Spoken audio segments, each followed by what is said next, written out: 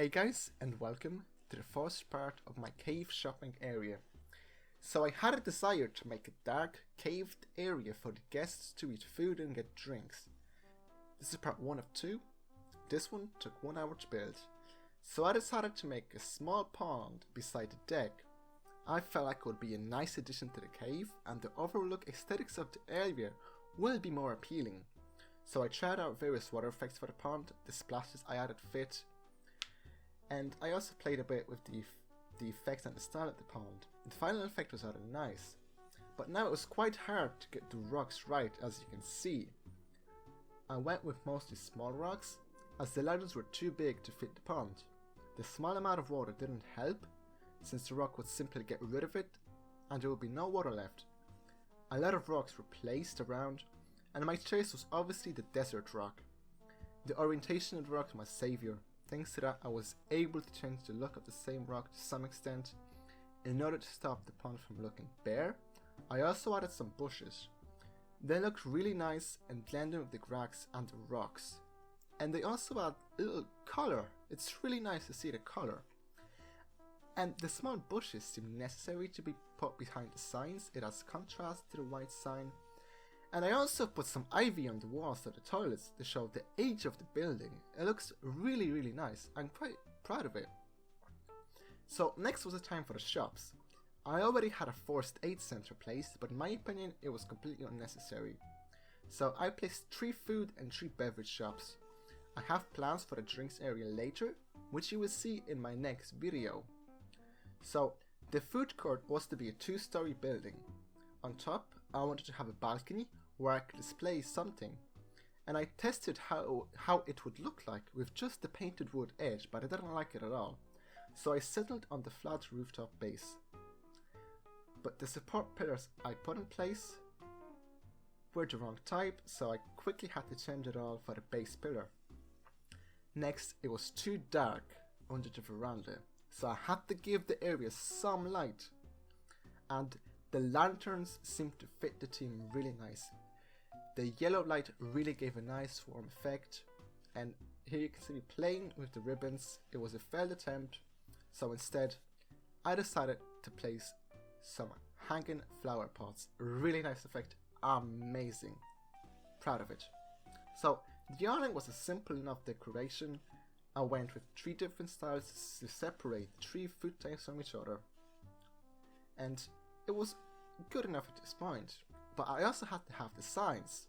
So I quickly placed a little hanging wood sign above each shop for the guests to be able to see what kind of food they can get. But the sign was dark, and the writing, it didn't contrast, it blended in. They couldn't read it. I couldn't at least, so the white border makes the text readable, and I changed the time to night in order to resemble the darkness that would be in the cave, and the writing was unreadable. You couldn't see it, so I had to shine some light on it, and the event lamp was the easiest option. I could change the color, and also I could hide it behind the bush. So here is me changing the color, and the yellow light was really nice, gave a little nice atmosphere to it. And here I am playing with the camera because it was moving very slowly at this point. I looked for the hotkey, got it, simple enough. So the right lamp didn't fit with me. I played around with it. I tried to do various things, but I didn't change anything in the end. So the area also needed to be lit up. It was going to be too dark for the customers to see the shops and notice the surroundings. And you might have noticed that I used the hanging lights, something that wouldn't really work out in real life. And as soon as I placed the last lamp, I saw that, and unfortunately I had to read you all of it. But it didn't take me too long, because I already knew where they would go.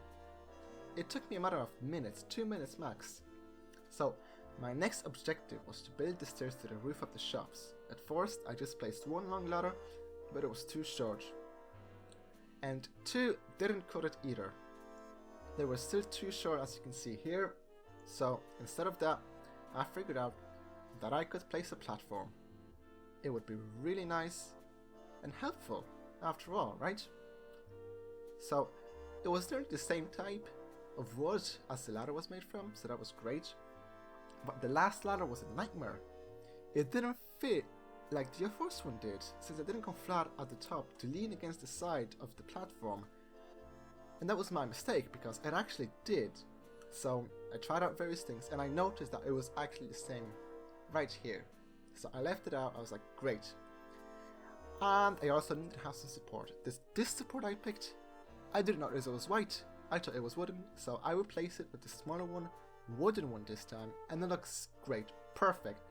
I really like it. I also tried to place an edge of the roof, like support blocks on the edge of the roof. It was ugly. I didn't like it at all. So instead, the barriers were a necessary thing to place around the edges. I used the same color as on the bottom for them to correlate to each other. It was an easy job to do since I already had the colors picked. I could easily copy it, and I was also accustomed to the controls. So here is me playing around with the small details, trying to align them properly, and you might have noticed that some of them went into the rock, but that was a desired effect. I didn't want to have space between the rock and the barrier. It's just something I like to pay attention to, and so with the flat roof and the wall. And now came the time for filling the roof with something nice and big, and as soon as I saw the train, I had to go with it. It was just so fitting. I've put some rails under the train and the car to add to the appearance. As you can see here, I lifted the train. I really, really like it. I'm proud of it. It looks great. And I also added some luggage for the customers to see. Right? And I also added a train buffer at the front of the train for the added effect. The train also needed some kind of a special effect for the chimney. I wanted to put puffs of smoke to come out from the top to simulate a real train smoke, but to no avail. It was too evenly spaced out, so I placed a medium smoke jet because of its size. It was great, and I also put some steam for the whistle because it was so fitting. It was so good. Now, the dark surrounding was way too dark to show a train. I simply shone a little lamp on it, and the train also has a light, and I had to have some light shine through it because it was going to be dark after all. But the event lamp didn't quite fulfill its purpose, so the area light was my choice. It was the best. It gave out the best kind of light. Awesome. Love it.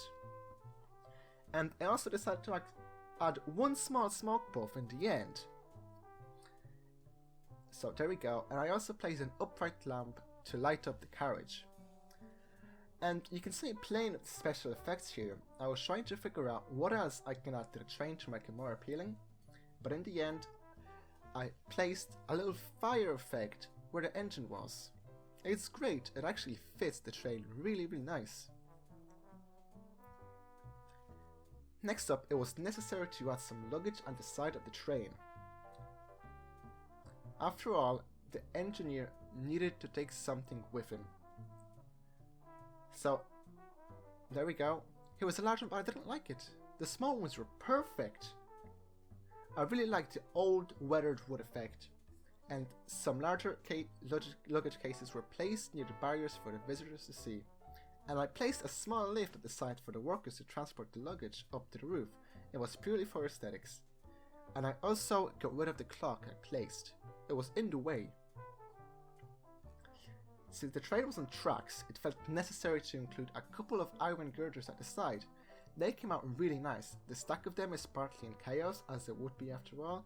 Simple, but yet effective. Didn't take me too long. Great addition. And I also wanted to add some rocks near the girders as they used to level the tracks.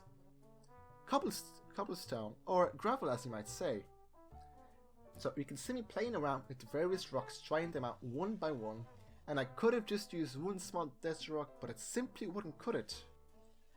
There needed to be some variety in the box to get rid of the monotony.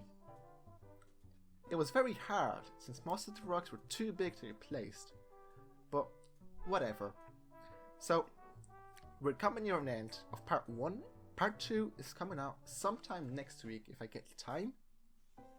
And hopefully you enjoyed it.